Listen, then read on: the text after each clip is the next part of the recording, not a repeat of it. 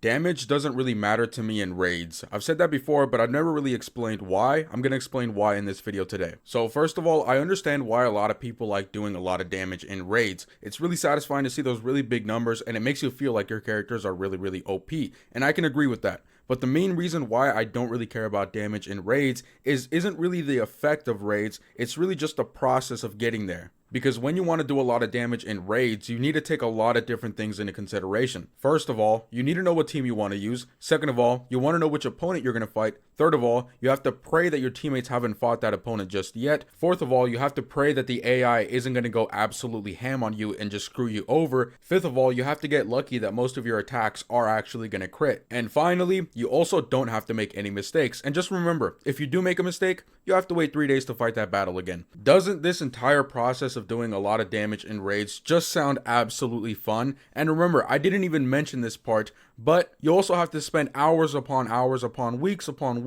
to build up your character to be doing a lot of damage. That doesn't sound any fun to me at all. And here's the funny part too. And by the way, this is just how I think about it, okay?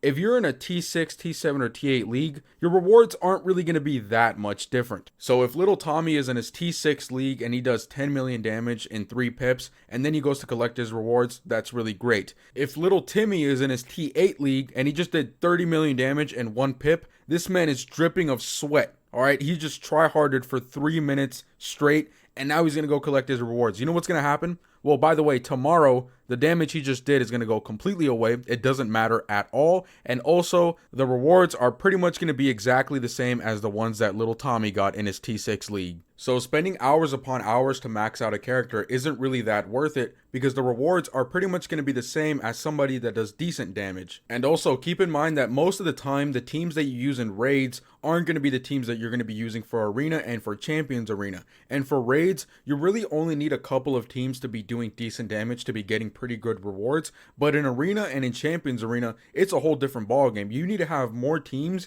and you need to make sure that they have a good amount of defense and a good amount of attack. So here's the way that I like to treat my teams, the way that I like to treat raids, and the way that I like to treat arena and champions arena. Whenever I'm building up a character to be a damage dealer in raids, I only really care about them doing about 3 to 5 million damage. Now I will admit that that sounds pretty low, but if you multiply that times 3 pips, you could be doing 9 to 15 million damage, which is pretty great. We're only in a T6 league, remember that. And so doing only like 3 to 5 million damage isn't really that hard, which is great because now we have extra space in our gear tons to be adding whatever we want, whether it be health, defense, attack, fast attack, whatever I want to add, I can go ahead and add that. And usually with those extra spots in my gear tons, I like to add effects that will help me out in arena and in champions arena. This allows me to use my gear material and my reforges a lot better because now I don't have to be building up multiple different teams for multiple different game modes. I can use a lot of the same characters that I use in raids, in champions arena, and in regular arena, and still use them pretty effectively because of the way that I build my characters. Not only is this just mathematically better to do, but it also allows me to have a little bit more fun because with the extra gear material and the extra reforges that I have, I can use them to build up other characters that I'm interested in building. So that's pretty much my entire thought process when it comes to doing a lot of damage in raids. Obviously, you guys can go ahead and do whatever you want to do. I think a lot of us, we just want to have fun in Injustice 2 Mobile. We just have different ways to do that. Also, just as a quick side note, one of the reasons why I made this video today is because yesterday I made a video of me ranking the Batman Ninja teammates,